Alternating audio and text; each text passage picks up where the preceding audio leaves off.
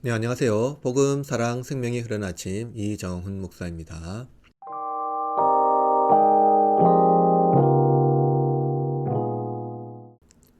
오늘은 새벽 챌린지 12번째 시간입니다. 습관을 만드는 일이 쉽지 않습니다. 육신의 연약함도 힘겨운데 영혼의 연약함은 더 힘들겠지요. 그래도 하나님을 기뻐하는 마음으로 오늘도 힘을 냅시다. 산상수훈 말씀은 우리 내면에 있는 거울을 들여다봄으로써 나의 위치가 어디인지 알게 되고 또 이를 통해서 하나님 앞에 겸허히 그리고 겸손히 엎드리게 합니다. 사실 제가 이 말씀을 묵상하고 묵상한 내용을 전달하지만 입술을 열 때마다 숨고 싶은 마음이 있습니다. 말씀을 실천하지 못하면서 말만 전하는 것 같은 생각이 들어서 그렇습니다. 그러나 여러분, 고백은 우리 영혼을 새롭게 하는 동력이 됩니다. 오늘도 나의 삶은 그렇지 못할지라도 나를 불쌍히 여기시는 하나님을 의지하며 힘내서 말씀을 통해 고백하는 시간이 되었으면 좋겠습니다. 오늘 묵상 주제는 새로운 삶의 방식 두 번째입니다. 하나님께서 주시는 말씀은 마태복음 6장 1절에서 8절입니다. 사람에게 보이려고 그들 앞에서 너희 의를 행하지 않도록 주의하라. 그리하지 아니하면 하늘에 계신 너희 아버지께 상을 받지 못하느니라. 그러므로 구제할 때 외식하는 자가 사람에게서 영광을 받으려고 회당과 거리에서 하는 것 같이 너희 앞에 나팔을 불지 말라. 진실로 너희에게 이르노니 그들은 자기 상을 이미 받았느니라. 너는 구제할 때 오른손이 하는 것을 왼손이 모르게 하여 내 구제함을 은밀하게 하라. 은밀한 중에 보시는 너희 아버지께서 갚으시리라.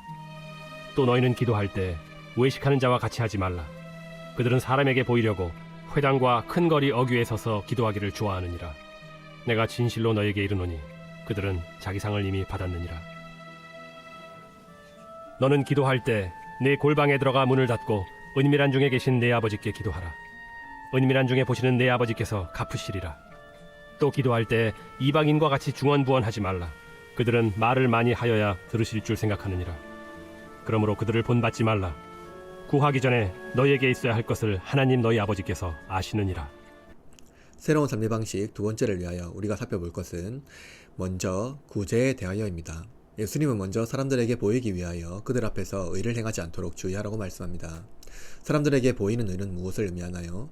그것은 다른 사람에게 인정받고자 하거나 자기 자신의 종교적 충족을 위한 행동을 의미합니다. 사람은 인정에 대한 욕구가 있습니다.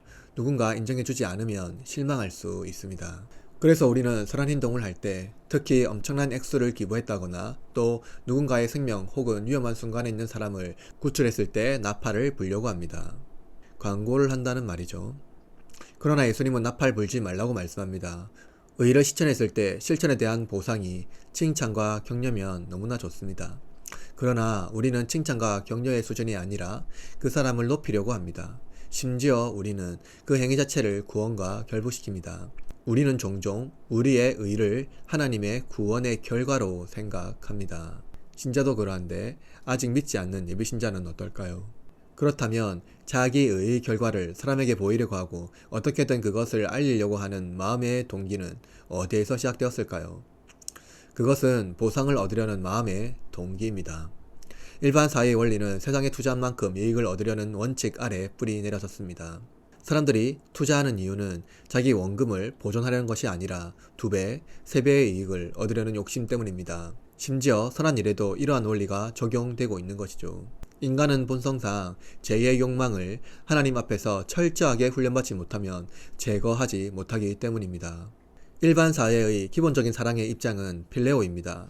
구제 행위에도 이는 똑같이 적용됩니다. 그래서 사람은 선을 행할 때 이에 상응하는 보상을 얻으려 합니다. 만약 누군가 나와 똑같은 선을 행했는데 그 사람이 두드러지게 세상에 공개되고 의인으로 부상된다면 그 사람을 칭찬하고 격려하려는 마음이 없어질 것입니다. 이처럼 상호호혜주의적인 방식은 우리 사회의 일반적인 법칙 안에서 유용하지만 그러나 하나님 나라의 원래에서는 제거해야 할 법칙입니다. 오히려 하나님은 은밀하게 선을 행하고 의를 행함으로써 이웃을 구제하고 생명을 보존함으로써 자신을 희생하는 자들에게 놀라운 역전을 허락하십니다. 그것은 은밀한 중에 보시는 너희 아버지께서 갚으시리라 라는 이 말씀에서 나타납니다. 하나님은 공개된 자들을 보지 않으시고 공개된 장소에서 의를 실천하는 자들을 기억하지 않으십니다. 오히려 은밀하게 선을 행하는 자, 아무도 모르게 의를 실천하는 자를 기억하신다는 것입니다. 특히 보상해 주신다는 것을 여러분 기억하십시오. 예수님은 은밀하게 선과 의를 행하는 자의 행동이 예수님에게 한 행동이라고 말씀하셨고 그 선과 의에 대하여 보상해 주신다고 말씀합니다. 바로 지상에서 선을 행하고 의를 행하는 사람에게 하늘에서 갚아 주신다는 것입니다. 참된 신자는 천국을 환상으로 생각하지 않습니다. 지상에서 투자한 만큼 더 많은 이익을 위하여 천국을 버리지 않습니다. 짐 엘리엇 선교사가 했던 말을 기억하십시오. 영원한 것을 얻기 위하여 영원하지 못한 것을 버리는 자는 바보가 아니다. 그러므로 여러분, 구제를 실천하십시오. 선하고 의로운 삶을 살아갑시다. 하늘의 상이 크실 것입니다. 두 번째로는 기도에 대하여입니다. 예수님은 바리새인의 기도 행위를 반면교사의 모델로 제시합니다. 그들은 외식하는 자와 같이 기도합니다. 사람들이 보이는 곳에서 자신의 종교 행위를 드러내고자 합니다. 하나님 앞에서 자신의 의를 드러내려는 가장 좋은 방법은 신앙생활을 열심히 하는 것입니다. 예수님께서 기도의 반면교사로 말씀하신 바리새인의 기도는 오늘날 종교심이 많은 신앙인에게 주의할 것을 요구하고 있습니다. 새벽기도, 수요기도회, 금요철야기도, 그 외에도 주중 모임 및 신앙활동을 아주 열심히 하는 신자들이 있습니다. 신앙활동을 통해서 경건훈련과 믿음을 강화하고 새로운 삶의 방식으로 살아가려고 애쓰는 것은 그리스도인으로서의 모범이며 우리가 지향해야 할 삶의 방식입니다. 그러나 근본주의 신앙인의 잘못된 문제는 종교심이 투철한 신앙인이 자신과 같이 신앙생활 하지 못하는 사람을 비난하는 것입니다. 이들은 종교적 열심을 통해 그렇지 못한 사람을 여러가지 모양으로 비난하면서 결국 얻으려는 것은 과시적 욕구를 충족하려는 것입니다. 그러나 하나님은 우리가 드리는 예배보다 순종이 중요하다고 말씀하셨습니다. 순종을 일으키는 가장 큰 동력은 마음가짐입니다. 즉 우리가 표면적으로 드리는 예배보다 하나님 앞에 순종하려는 마음가짐을 기초하여 드리는 예배가 중요하다는 것입니다. 누가 마음가짐 없는 선물을 기뻐하며 그것을 감사하겠습니까? 하물며 하나님은 마음 없는 예배를 기뻐하고 예배를 받으시겠습니까? 자기 과시적 종교생활은 결국 그것이 올무가 되어 걸려 넘어지게 됩니다. 왜냐하면 과시적 욕구는 영혼이 결핍된 심각한 질병이기 때문입니다. 과시적인 종교 생활을 통해 주위 사람들에게 체험받으려는 결핍된 상태이기 때문이죠.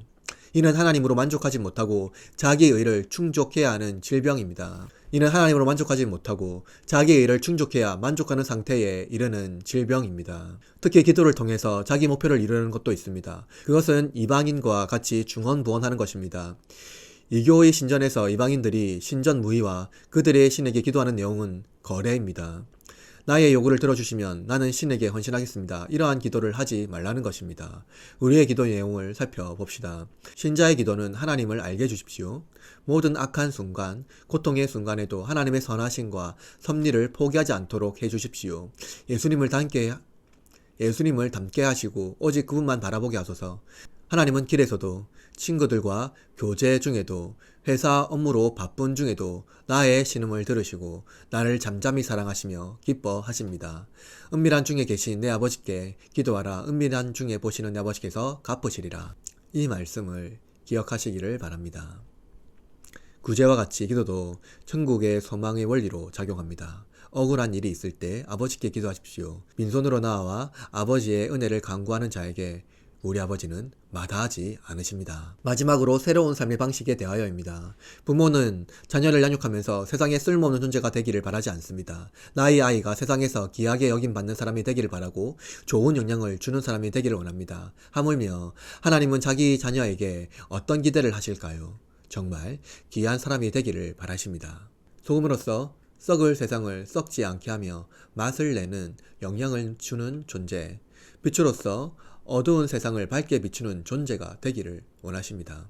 그러기 위해서는 우리 내면의 변화를 이루어야 합니다. 우리는 욕망의 존재이며 욕망하는 것을 이루려는 의지를 가지고 있습니다. 그러므로 이 욕망의 전환이 필요합니다. 세상의 방식은 욕망을 이루고 성취함으로써 자아 실현을 목표로 하지만 신자는 하나님의 영광을 목표로 하나님을 기뻐하고 즐거워하는 삶을 살아가는 것이 삶의 목표입니다. 그렇다면 이러한 새로운 삶의 방식을 실천하기 위하여 내면의 변화가 중요합니다. 예수님은 우리의 감정과 생각을 지배하는 것이 우리의 삶의 태도를 반영한다고 말씀하셨습니다. 따라서 우리는 감정과 생각에도 하나님 말씀에 순종하려는 의지를 가져야 합니다. 하나님은 자유의지를 주셨습니다. 이는 우리가 자유롭게 자기 의지로 하나님 말씀에 순종하기를 기뻐하시기 때문입니다. 새로운 삶의 방식을 실천하기 위하여 영성에 기초한 신앙의 기초를 쌓고 이를 통해 감정과 생각의 변화를 이루어야 합니다. 이제 우리는 필레오라는 사랑의 언어가 아니라 아가페라는 사랑의 언어로 세상과 소통하고 예수님과 친밀하게 사귀어야 합니다. 이것이 우리가 지향해야 할 새로운 삶의 방식입니다. 투자한 것에 대하여 이익을 얻으려는 욕망에서 벗어납시다. 이웃에게 인정 얻으려 하고 자기 의뢰를 차량하려는 과시적 욕구에서 벗어납시다. 욕망의 종이 아닌 하나님의 자녀로 자유를 누립시다. 하나님께서 욕망의 사슬에서 우리를 건져내어 새로운 피조물이 되게 하셨습니다. 오늘 하루도 하나님께서 우리를 위하여 행하신 놀라운 일을 기대하며 사람에게 보이려 하지 않고 오직 은밀한 중에 보시는 우리 아버지께 집중합시다. 그가 보시고 들으시고 갚아 주십니다. 오늘은 이현경 자매님의 기도 제목입니다. 올 한 해 우리 부부에게 하나님이 말씀하신 뚜렷한 목표를 볼 수 있도록 우리 이현경 자매님을 위하여 또 그 가정을 위하여 기도합시다. 그리고 말씀 묵상한 내용을 두고 다 같이 기도합시다. 다 같이 기도하겠습니다.